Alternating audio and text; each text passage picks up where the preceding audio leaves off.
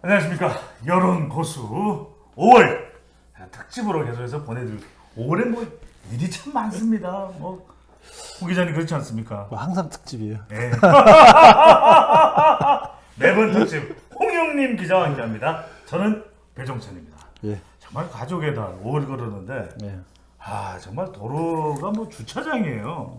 그렇죠. 기자님. 예. 지금 뭐 어린이날까지 겹치고 네. 또 이제 거리두기가 해제되면서 좀 아주 과거의 모습을 되찾고 있죠. 그러니까요. 지금. 그래서 뭐 또 어버이날도 있으니까 어버이 살아신 제 승길일란 다 해라. 잘해야 되겠죠. 자, 이 5월에 여전히 지금 초태풍이십니다. 검찰 수사권 완전 박탈. 일단 뭐 홍 기자님 여론은 어떻습니까? 뭐 검찰 수사권 완전 박탈로 물어본 질문도 있고 수사권 기소권 분리로 물어본 질문도 있고 그대로 수사권을 검찰에 둬야 된다. 경찰이 이양해야 된다. 대체 그냥 다 막나해서 막 질문 이런 거 터집 잡지 못하도록 하는 차원에서 어떻게 나옵니까? 최근이라면은 이제 뭐 한 2, 3일, 3, 4일 사이에 네. 나온 여론조사는 다 비슷해요. 다 비슷해요. 그러니까 어떻게 물어보든지. 그러니까요. 그러니까 이제 뭐 검찰 수사권 완전 박탈 법안이 통과된 거에 대해서 또는 뭐 이제 한국갤럽 같은 경우에는 예. 검찰의 6대 범죄 수사권 중에서 부패 경제만 남겨놓고 구체적으로 물어봤네요. 예, 네. 그 경찰한테 넘기는 거 이렇게 물어봤는데 그거에 대해서도 47%가 잘못된 일, 36%가 잘된 일. 뭐 10% 이상이 반대네요. 예. 그리고 MBC 코리아 리서치도 검찰의 수사권을 축소하는 거에 대해서 반대가 51.2%, 찬성이 40.5%. 그리고 MBS, 네. K스탯을 비롯한 이제 4개 주요 조사 MBS 여론조사입니다. 조사 회사의 공동 정치 지표 조사. 예. 검수한 바 그 법안의 통과에 대해서 부정적인 그 반응이 52%.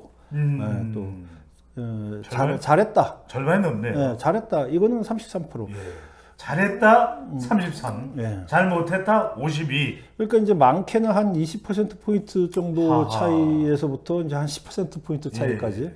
어찌됐든, 부정적인 반응이 더 많다. 그러니까 국민들은 좀 왜 이렇게 서두르느냐. 예. 그리고 내용도 잘 모르겠다 했던 반대 아니겠습니까? 그렇죠. 예. 이게 지금 뭐 대한민국 70년 동안 이제 정착되어 왔던 이 시스템인데, 그렇죠. 이거를 며칠 사이에 그것도 야당하고 별다른 협의 없이, 그렇죠. 논의 없이, 논의 공청회 없이, 공청회도 없이, 아니면 바꿀 수는 있는데 예, 이렇게 뭔가 번개불에 콩고 먹듯이 이렇게 그렇죠. 조급하게 하는 것에 대해서 국민들도 이해를 못하는 그렇죠. 거 그 아니겠습니까? 부분에 대해서는 상당히 부정적인 여론이 많고, 네. 결국은 그러다 보니까 사실은 이제 이 검수완박 여론은 뭐 조금 지나면 또 뭐 사람들한테 많이 잊혀질 가능성이 있어요. 근데 하지만은 결국 그러다 보니까 정당 지지도에서 이제 어떤 변화가 눈에 보인다. 아니 그 지방선거도 있는데 그렇죠. 예. 정당 지지율은 선거에 중요한 거 아닙니까? 그렇죠. 아하. 그 MBS 조사, K스탯을 비롯한 예. 이제 4개 조사 기관이 한 조사를 보면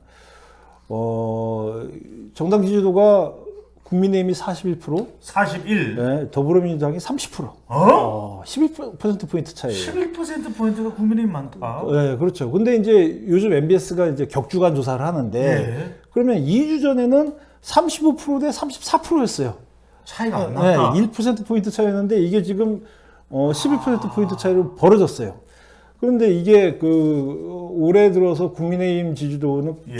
최고치로 올라간 거고, 민주당 지지도는 최저치로 떨어진 그러니까 거예요. 검수완박 폭탄을 더불어민주당이 맞았다 이렇게 봐야 그렇죠. 되겠네요. 결국은 맞았다라고 봐야 되고, 또 이 부분이 지방선거를 앞두고, 지금 지방선거가 이제 뭐 한 달도 안 남았고 몇 주 그렇죠. 안 남았는데, 앞두고 정당 지지율에서 영향을 줬다라는 거는 민주당으로서는 악재인 건 맞죠. 네, 악재인 건 맞는데, 민주당 스스로도 이게 악재라고 생각을 안 했을 리는 없을 텐데. 정권 교체가 그렇죠. 되니까 네, 그럼에도 불구하고 정권 교체 이후에 무조건 해야 되겠다. 여러 가지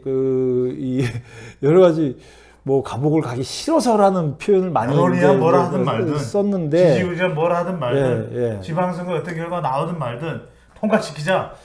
근데 제가 이 말은 꼭 드리고 싶어요. 무슨 말씀입니까? 뭐냐면 네. 입법 폭주라는 표현을 많이 쓰잖아요. 예. 입법 독주 내지는 입법 폭주. 네. 그러니까 지금의 만들어낸 표현입니다. 아니요. 근데 지금의 아직까지 여당인 민주당이 네. 이제 거의 그 여권을 다 합치면 180석 가까이 의석수가 되다 보니까 네. 지금 지난 2년 동안 2020년 총선 이후에 지난 2년 동안 뭐 공수처 법안도 그렇고 몇 가지 그 독자적으로 처리를 했지 않습니까? 이제 대표적으로 예. 처리한 게 임대차 3법이었죠. 어. 2020년 그 다수당이 되자마자 네. 8월 달에 이제 한 건데 그 당시에도 정당 지지율이 차이가 급속히 벌어졌어요.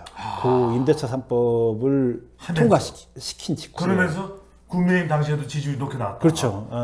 민주당은 떨어지고. 예. 근데 이제 왜 그랬냐? 그때도 이제 시민사회단체나 전문가 집단 네. 그리고 이제 뭐 각 언론들에서 예.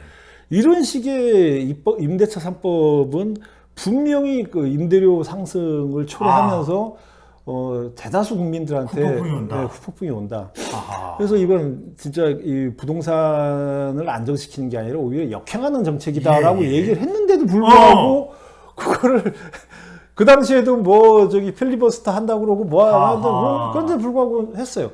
하면서 쾌지를 불렀어요. 지금도 마찬가지잖아요. 그러게요. 지금도 모든 언론 내지는 또 이제 그 시민사회단체 전문가들이 이렇게 될 경우에는 단지 어떤 이제 공직자나 정권 차원의 문제가 아니라 일반 국민들도 영향을 받을 수밖에 없다. 자, 이 대목에서 입법 독주, 입법 폭주로 인식될 수도 있는 검찰 수사권 완전 박탈법. 홍영민 기자님이 보시기에 이 법이 새 정부에서는 뒤집어질 수도 있다? 아니 지금 법이 뒤집어질 수는 없죠. 네. 왜 그러냐면은 앞으로 민주당이 다수당으로 2년은 더 해야 되기 때문에 아하. 법이 뒤집어질 수는 없고 그렇다고 이미 국회를 통과하고 국무회의까지 문재인 대통령이 마지막 국무회의에서 예. 의결까지 해 주셨잖아요. 아. 그렇기 때문에 이거를 뭐 대통령이 바뀌었다고 해서 뒤집을 방법은 없고 다만 이제 그 새 정부가 들어서 법무부 장관의 이제 직권으로 상설특검이 이제 이루어진다거나 예. 내지는 또 중대범죄수사청이 만들어지면 그거는 이제 정부 기구로서 새 정부의 이제 부속 기구가 될 수밖에 없기 때문에 그 부분에서는 이제 기존의 검찰 기능을 좀 대체하는 근데 뭐 그런 거는 있을 수 있겠으나 앞으로 이제 2024년 총선에서 또 이제 이 의석수가 어떻게 될지 모르겠지만 그때까지는 뭐 변화될 방법은 없죠. 그러면 2024년 이번 지방선거뿐만 아니라 2024년 총선까지도 이 검찰 수사권 완전 박탈법이 영향 미칠 수도 있겠네요. 그렇죠. 그때 가서 다시 이슈가 될 가능성이 있죠. 다시 이슈가 돼서 네. 그렇게 된다면은 임대차 3법도 마찬가지예요. 임대차 3법도 그때 가서 야 이거 저기 뭐야 민주당한테 그 거대 의석을 줬더니 이렇게 만들어놨다. 뭐 임대차 3법도 그렇고 공수처도 그렇고 이 검수완박법도 그렇고 네. 이거 되돌려 놔야 되지 않겠냐. 그래서 우리한테 표를 달라. 그러면 민주당 입장에서 아니다 이 좋은 법을 왜 바꾸냐 우리가 계속 그 거대의 다수당이 돼야 된다라고 말을 해야 되는데 그 부분에 대해서 유권자들이 어떻게 판단하느냐 그게 이제 사실은 이 다음 총선까지도 영향을 줄 수 있다. 이번 지방선거뿐만이 아니라 그렇군요. 검찰 수사권 완전 박탈법, 검수완박법 선거 때마다 핵폭탄이 될 가능성이 커졌습니다. 과연 우리 시청자분들은 어떻게 생각하실지.